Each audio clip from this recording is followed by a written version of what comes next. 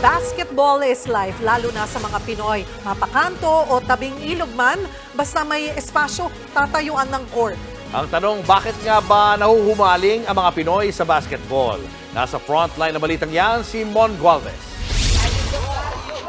Kahit nakayapak o walang damit pang itaas, basketball is life para sa mga binatang ito sa Malabon. Kabilang sa kanila ang construction worker na si Albert. Wala silang time out sa paglalaro kahit nasa tabing ilog pa ang court. Pag nalalaglag po yung bola, pag lumalayo, nilalangoy po. Pagka lumalapit naman po, nilulusong lang, sinusungkit lang po. Basta may court, makapaglaro lang po, masaya na po kami. Ang 16 anyos namang si Prince, pangarap daw maging isang sikat na basketball player. Ko na sa puso ko eh. Gusto ko talaga po maging player. Kaya lagi po naglalaro. Para maaawon ko din po yung pamilya ko.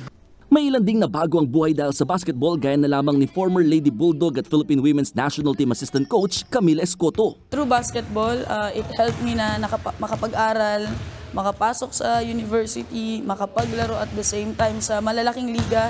So I was able to play sa UAAP. We actually won a championship. Ilan lamang sila sa libo-libong Pinoy na walang katumbasang pagmamahal sa basketball. Taong 1910 nang unang maipakilala ang basketball sa Pilipinas bilang isang pambabaing sport. Pero malayo ng araw narating ng larong ito sa mga Pinoy. Wala nang pinipiling edad, kasarian o kahit estado sa buhay. Basta may bola at may ring, tunay ngang ball is life.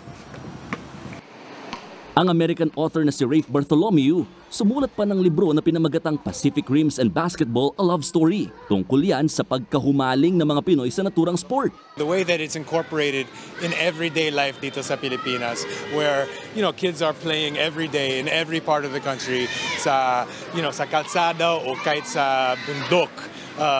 There's always a basketball court, there's always a game going. Nung una, nagtataka pa raw si Rafe kung bakit numero 1 sport sa Pinas ang basketball, gayong kapos naman daw sa height ang mga Pinoy. People love basketball because their dad or their uncle loved basketball. The tradition that is so strong that height doesn't matter, the love is stronger.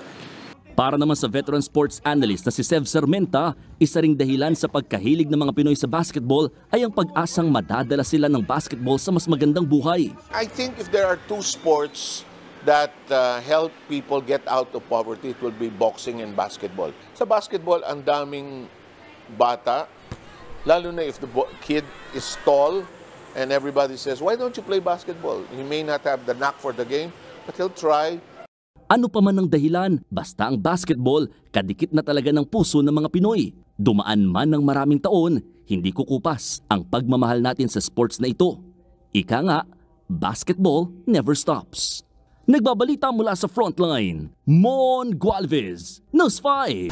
Mga kapatid, Julius Babaw po. Iba na ang may alam at may pakialam sa panahon ngayon. Huwag maging huli at maging una sa lahat sa balitaan. Mag-subscribe at mag-follow sa social media pages ng News 5.